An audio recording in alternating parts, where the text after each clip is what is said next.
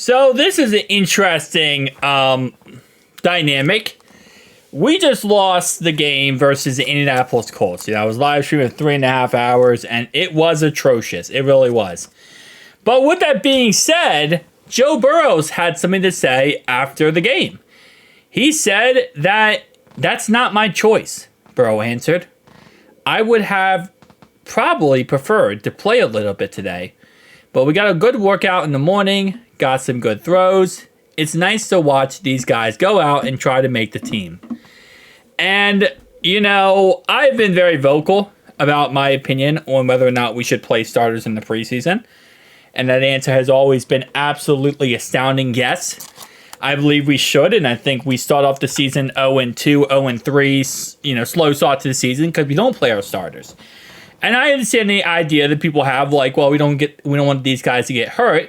That's why you don't play them the whole entire game. You play in very small portions of the game. And I personally believe that 1/4 of football isn't going to get your guys to not be rusty for the regular season, especially because there's things that we need to work on. Obviously, yes, we have our first team guys in joint practices, etc. So I know they're getting some play time, but I feel like it's good to get them even more play time. And apparently Joe Burrow also believes that exact situation.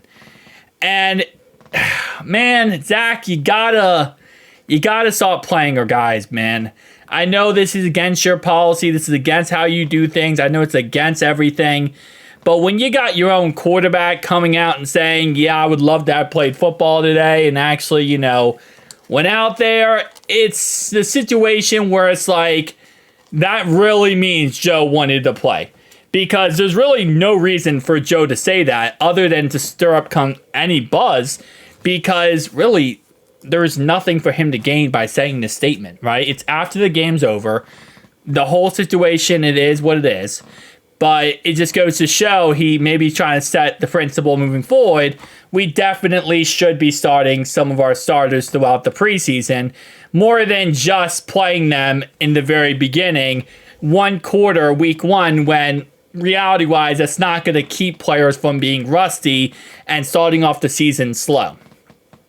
Chase's lack of participation throughout preseason and training camp as a glass-half-full situation. We were able to get some young guys in there to handle those reps, as well with Jamar not practicing. It was great reps for guys to get. We got a lot better. It was exciting.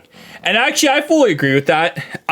Chase not, participating in training camp could in a way be a blessing in disguise. It actually helped Jermaine Burton and Joe Burrow's chemistry form. It helped their connection as quarterback to wide receiver, so I think that really helped out a lot. Mike Gesicki got more play time. Overall, everyone got more play time. Yoshi really took advantage of the situation of getting more play time, and these things wouldn't have happened as much if Jamar Chase was out there, because Jamar Chase would have commanded a certain amount of reps, a certain amount of passes, a certain amount of, everything pretty much, which any number one receiver on a team is going to. And it let us kind of work a little bit more on our receiving depth. And I think it actually helped us out a crap ton in the long run, which ended up being a very positive thing in the end there. Burrow also assessed his physical health during the first half interview. I feel great, Burrow said. This is the biggest, fastest, and strongest I've been since I've been in the league. So it's nice to not really have any setbacks, able to maintain the strength I built in the offseason throughout training camp. A week to get our bodies right. You've always a little sore after training camp. So a week to get our bodies right, and then it's time to go. Yeah, it's going to be an interesting week, I'll say this. We have 18 days before the week 1 game versus the New England Patriots. So we're going to cut a lot of players, 53-man roster cut days, which is always crazy.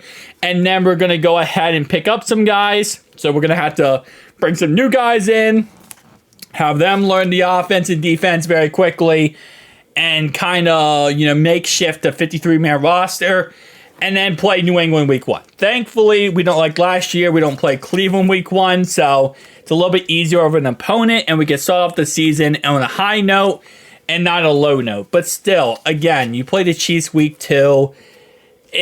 I'll forever be preaching about this, but It's why I don't talk about every single video, because I feel like at some point I'm just like repeating myself to like, you know, to a blank room at this point, because Zach's never going to change on that aspect of putting in our starters in the preseason. But it is what it is at the end of the day. You know, I wish Joe would have played. I wish Joe would have played at least one quarter, I'd say one drive every preseason game. Even though I don't even think that's enough to truly not be rusty for the season. At least it would have been nice to have him do 3 drives in the preseason, and then we get ready for the regular season. But, you know, it is what it is at the end of the day. It's Zach Taylor's team, and I trust the process. I do. I trust Zach Taylor, and, you know, he's a great coach, and whatever he says, we do. So it is what it is at the end of the day. But who day, guys? Who day?